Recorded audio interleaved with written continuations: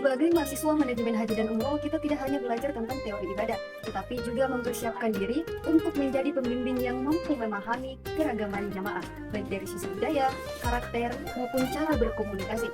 Karena perjalanan haji dan umroh bukan sekedar ritual, tetapi perjumpaan besar antar budaya dan seluruh penjuru dunia.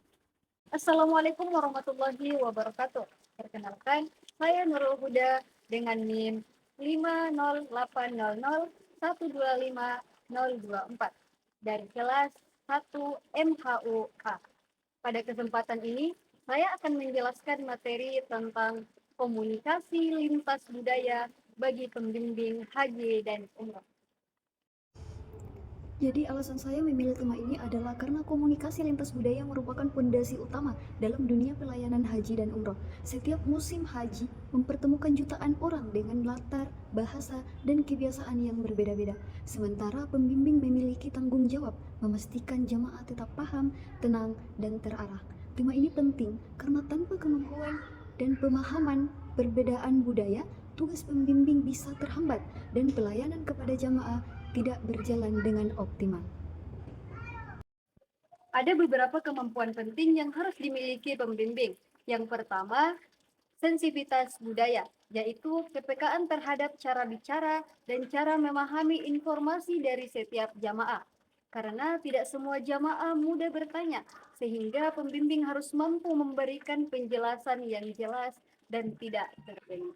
Nah, kemudian yang kedua, kemampuan adaptasi bahasa. Pembimbing harus mampu berkomunikasi dengan petugas lokal di Arab Saudi, terutama dalam situasi penting terkait layanan kesehatan, transportasi, ataupun keamanan. Penguasaan istilah dasar bahasa Arab sangat membantu dalam kondisi lapangan. Nah, kemudian yang ketiga, komunikasi empati. Banyak jamaah berusia lanjut, sehingga mudah lelah ataupun cepat panik. Disinilah pembimbing perlu menenangkan ataupun mengarahkan dengan sabar dan memberikan rasa aman agar jamaah tetap fokus menjalankan ibadah. Selain itu, pembimbing harus memahami budaya lokal di tanah suci, seperti ketegasan petugas, aturan antrian, hingga pemisahan area laki-laki dan area perempuan.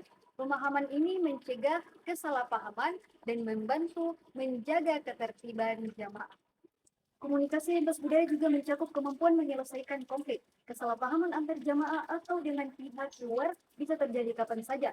Pembimbing perlu menjadi mediator yang bijak dan menenangkan suasana serta mengembalikan fokus jamaah pada tujuan utama, yaitu beribadah.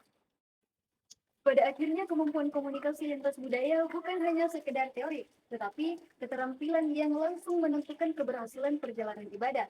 Pembimbing yang mampu berkomunikasi dengan baik dan menciptakan suasana kebersamaan, kenyamanan, dan ketenangan selama perjalanan. Sebagai penutup, penting untuk diingat bahwa seorang pembimbing bukan hanya mengarahkan langkah jamaah, tetapi juga mengarahkan hati mereka.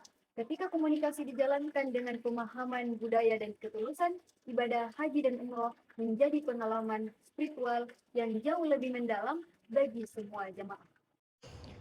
Nah, selanjutnya, seberapa penting sih manajemen haji dan umroh bagi profesi saya di masa depan? Jadi, manajemen haji dan umroh sangat penting bagi profesi saya ke depan karena bidang ini menuntut penguasaan pengetahuan teknis, keterampilan pelayanan, dan kepekaan terhadap kebutuhan jamaah. Profesi ini bukan sekedar soal mengatur keberangkatan dan ritual, tetapi juga membangun pengalaman ibadah yang aman, nyaman, dan bermakna.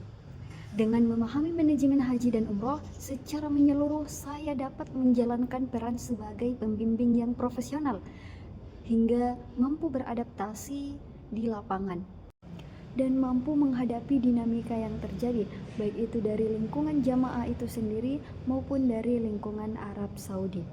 Demikian penjelasan saya mengenai komunikasi lintas budaya bagi pembimbing haji dan umroh. Semoga bermanfaat. Wassalamualaikum warahmatullahi wabarakatuh.